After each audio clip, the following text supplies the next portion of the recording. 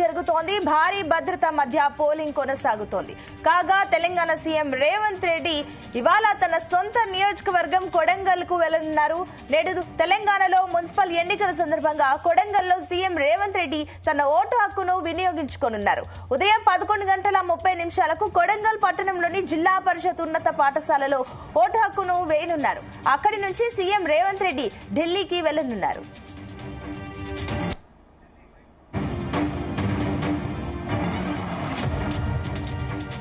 ఇదే మరోపక్క మహబూబ్ నగర్ సంబంధించి మరిన్ని డీటెయిల్స్ మా కరెస్పాండెంట్ శశి అందిస్తారు.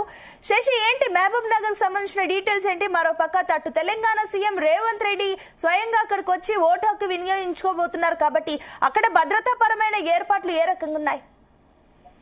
అయితే ఉమ్మడి మహబూబ్ నగర్ జిల్లా వ్యాప్తంగా ఉదయం 7 నుంచి కూడా పోలింగ్ మొదలైన పరిస్థితి అయితే ఉంది. మొత్తము ఇక్కడ ఒక కార్పొరేషన్, అదేవిధంగా 18 మున్సిపాలిటీలకు సంబంధించి ఎన్నికలు నిర్వహిస్తున్న పరిస్థితి అయితే ఉంది. మొత్తము 376 వార్డులకు గాను 6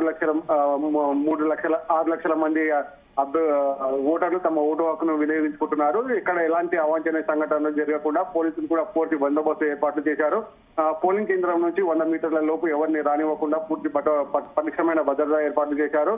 పోలింగ్ కేంద్రాలకు సరౌండింగ్ లో మొత్తం 144 సెక్షన్ 144 సెక్షన్ విధించడంతో ఇక్కడ ప్రజలు ఎక్కడ గుమ్మిగూడకుండా తగిన జాగ్రత్తలు తీసుకుంటున్నారు. ఈ 144 సెక్షన్ నేపథ్యంలో ఇటు నాయకులు గాని అటు ఓటర్లు గాని పోలీసులకు పూర్తిగా సహకరించాలని కూడా స్థానిక జిల్లా ఎస్పీ జానకి నిన్న కోరడం జరిగింది. అదేవిధంగా ఎన్నికలకు సంబంధించిన సామాగ్రిని సాయంత్రం వరకే అన్ని పోలింగ్ కేంద్రాలకు తరలించడం జరిగింది. ఎన్నికలకు సంబంధించి దాదాపుగా 1200 మంది ఎన్నికల సిబ్బంది పాల్గొంటున్నారు. దీనికి సంబంధించి పూర్తి ఏర్పాట్లు చేశారు. ఎక్కడ ఎలాంటి తప్పులు జరగకుండా స్థానిక కలెక్టర్ దగ్గరుండి ఏర్పాట్లను పరిశీలించిన పరిస్థితి అయితే ఉంది.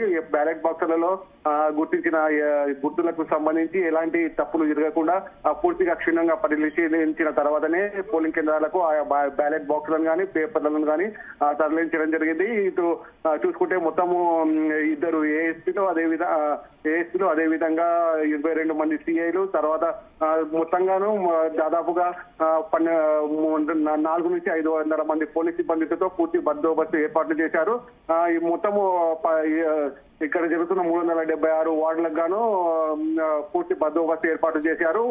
మహబూబ్ నగర్ కార్పొరేషన్ సంబంధించి ఒక స్థానం ఏకగ్రీవం కాగా, అదేవిధంగా అలపూర్ లో ఒక స్థానము ఏకగ్రీవం కావడంతో, అదేవిధంగా మక్సల్లో నిన్న మున్సిపాలిటీ సంబంధించిన కౌన్సిలర్ అభ్యర్థి ఆత్మహత్య చేసుకోవడంతో అక్కడ పోలింగ్ నిలిపివేయడంతో మొత్తం 373 స్థానాలకు ఎన్నికలు జరుగుతున్న పరిస్థితి ఉంది. అదేవిధంగా స్థానికంగా ఉన్న సీఎం రేవంత్ రెడ్డి తన సొంత ఓటు హక్కును వినియోగించుకోవడానికి కొడంగల్ రానున్నారు. ఉదయం 11 గంటలకు కొడంగల్ చేరుకొని అక్కడ ఓటు హక్కును వినియోగించుకొని తర్వాత హైదరాబాద్ బయలుదేరనున్నారు. దీనికి సంబంధించి సీఎం రేవంత్ రెడ్డి రాక కోసము కొడంగల్ వ్యాప్తంగా పూర్తి బందోబస్తు ఏర్పాట్లు చేశారు. ఇక్కడ ఎలాంటి అవాంఛనీయ సంఘటనలు జరగకుండా వికారాబాద్ జిల్లా ఎస్పీ దగ్గరుండి పూర్తి ఏర్పాట్లను పరిశీలిస్తున్న పరిస్థితి అయితే ఉంది.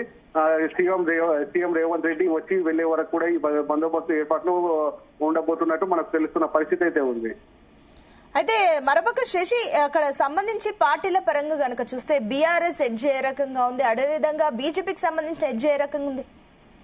ఉమ్మడి మహబూబ్ నగర్ జిల్లా వ్యాప్తంగా చూసుకుంటే మహబూబ్ నగర్ కార్పొరేషన్ ఈసారి తొలిసారిగా కార్పొరేషన్ ఎన్నికలు జరుగుతున్న నేపథ్యంలో 3 ప్రధాన పార్టీలు దీనిని పూర్తిగా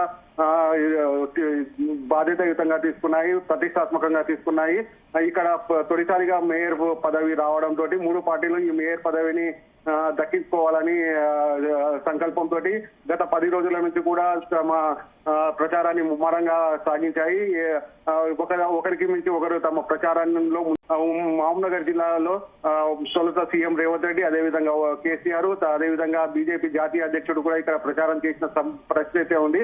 ఇక్కడ మేయర్ పదవి బీసీ మహిళకు కేటాయించడంతో ఈ మేయర్ పదవిని తమ పార్టీ కైవసం చేసుకోవాలని 3 ప్రధాన పార్టీలు కూడా చూస్తున్న పరిస్థితి ఉంది. అయితే ఇక్కడ చూసుకుంటే మనకు బీఆర్ఎస్ కాంగ్రెస్ పార్టీ పూర్తిగా హోరాహోరీగా పోటీ పడుతున్న పరిస్థితి ఉంది.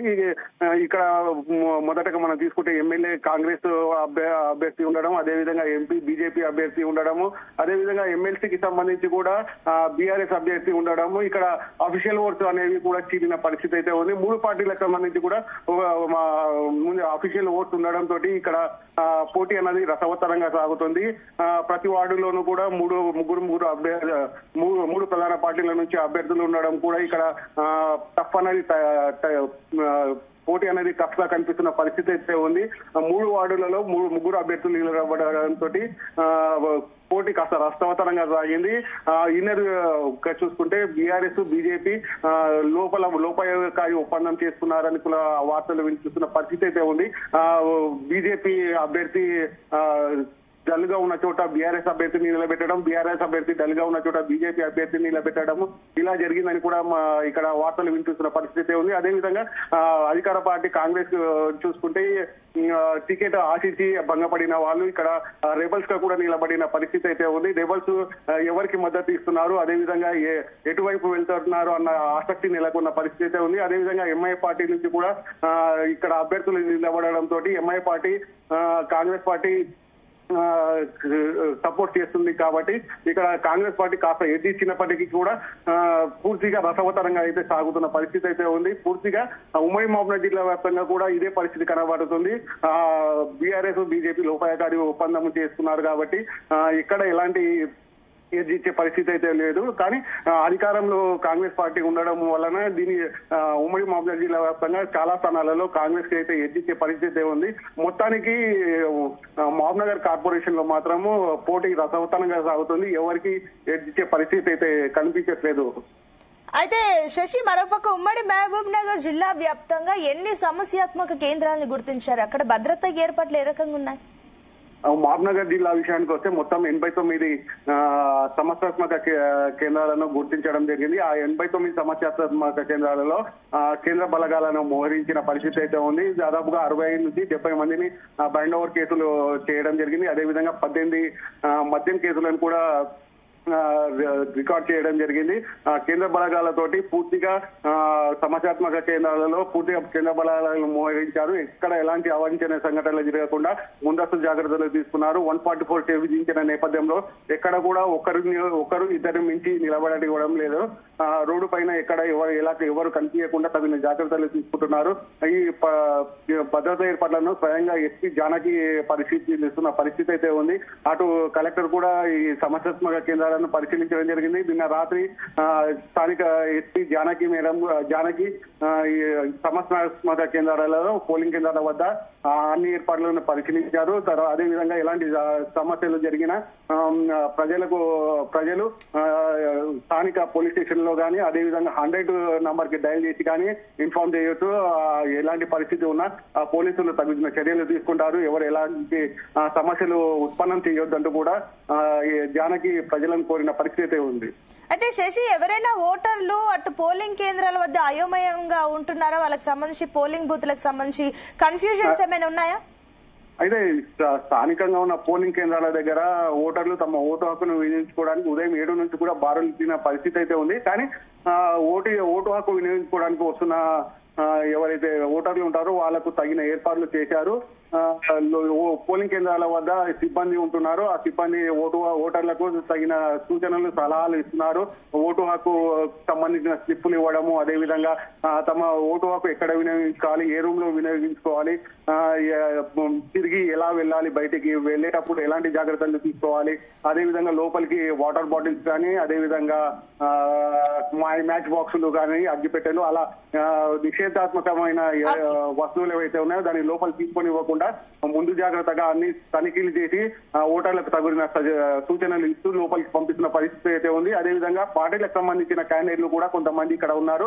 ఓటర్లకు వాళ్ళు కూడా సహాయ సహకారాలు అందిస్తున్నారు.